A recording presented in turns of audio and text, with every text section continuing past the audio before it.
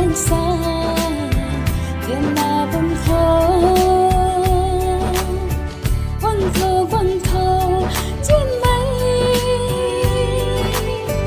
nắng cung gai mây mà ghé không mơ Jien na cung na vần mây anh ấy đang diễn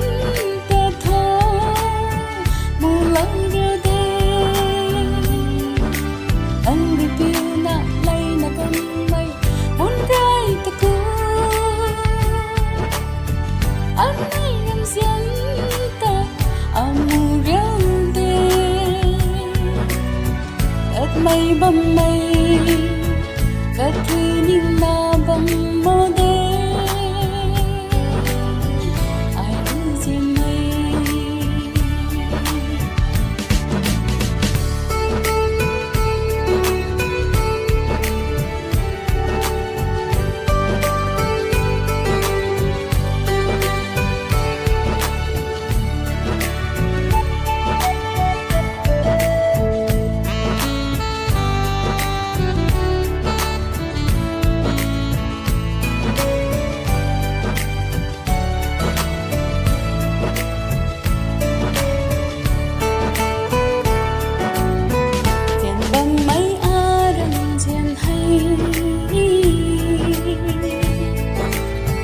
nắng khăng đi theo